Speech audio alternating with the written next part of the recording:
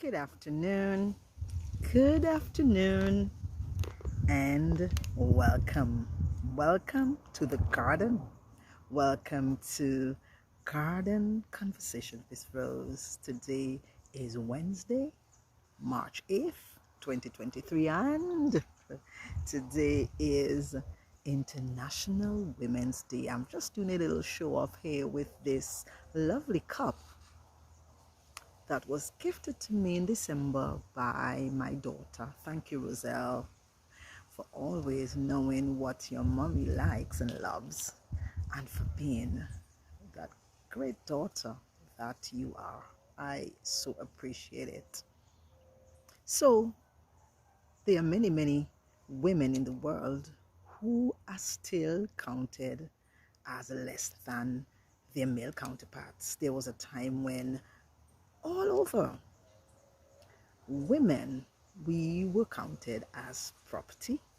We were counted as less than. We weren't able or allowed to exercise our voting rights.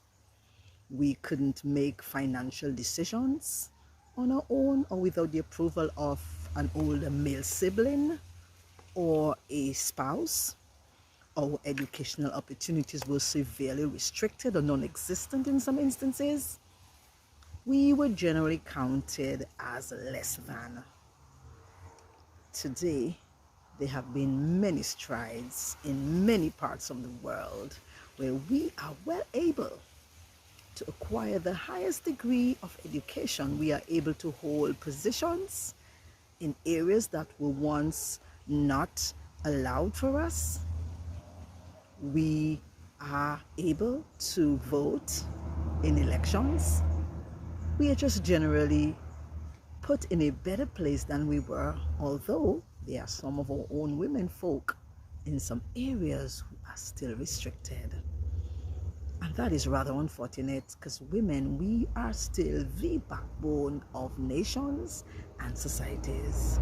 It really hurt my heart when 2 nights ago I listened to the news and heard that school girls in Iran were being poisoned by a gas. Still tells me that in many places we as women are not counted as being important, and that is rather unfortunate.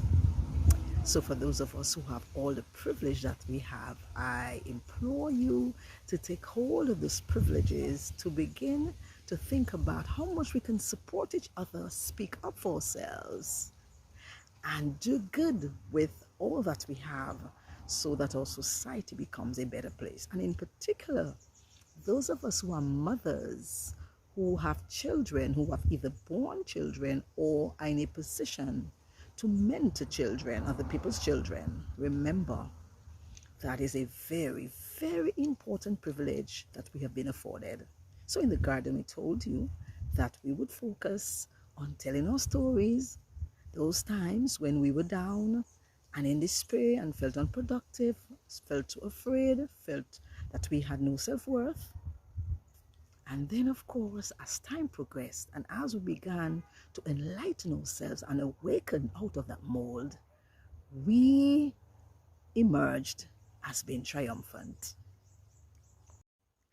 I myself can tell you some of my own little bits where I knew that I had triumphed. So as a little girl, a shy, introverted little girl, I kept pretty much to myself. But I felt as if, because of words that were said to me, that made it a little more difficult for me to open up. So for instance, I'd been told things like, you're rather soft and you won't be able to do that. We don't think you can accomplish that. And so I wasn't allowed to go to the garden or even go for mangoes like other persons were. And while I was not rambunctious, and still I'm not rambunctious, I felt as if I could do it. But of course, you know, sometimes when things are said to you, you tend to internalize those things. So I did that. And then for many years, as I grew older, as I became a teenager, I was very cautious. Isn't that being cautious is not a good thing?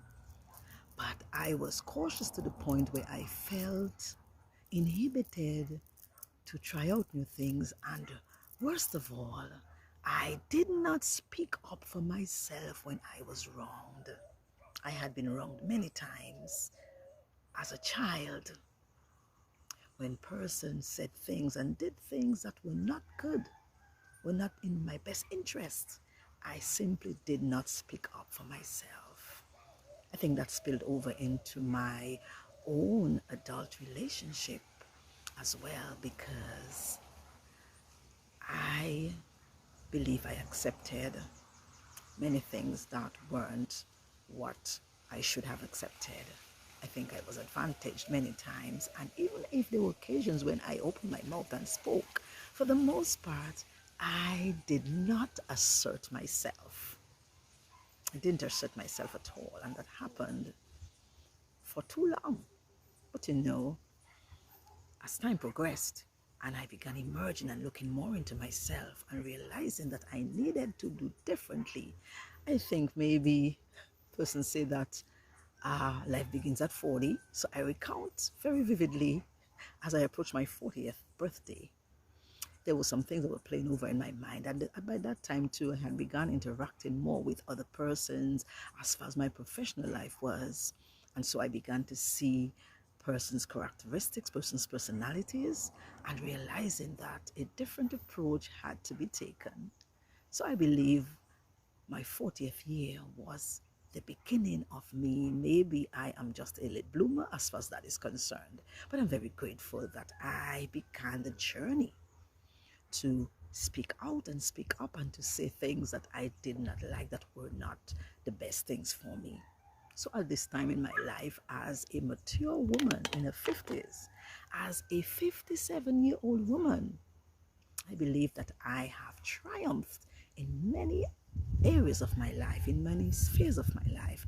I have become assertive, I have become more bold, I have become better in tune with myself and what I want. Children tell me I talk a lot. Imagine this introverted girl being told you talk a lot, being told you talk too much. I think I've emerged. I think I have triumphed. And I know for certain that I won't ever go back to that place where I felt low and felt badly and was not able to speak up for myself. My sisters, my women, my ladies, I urge you to always believe in yourself. Tell your stories of when you were able to move away from all those things that you thought you couldn't, and the times when you accomplished. Support each other at all times. Do what you must so that you can be your best version of yourself. And those of us in particular who have children, I am reminding us, whether those children were born by us or whether we had been mentoring them, I urge you to always be the best example you can. Take care of yourselves at all times, as I always say.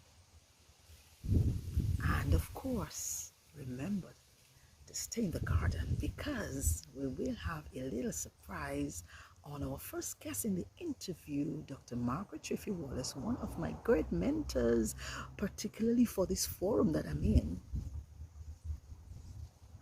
giving me some of the tools that I needed to open up and be in this space with you. My former colleagues, my former classmates, my family members, children in particular, my sons,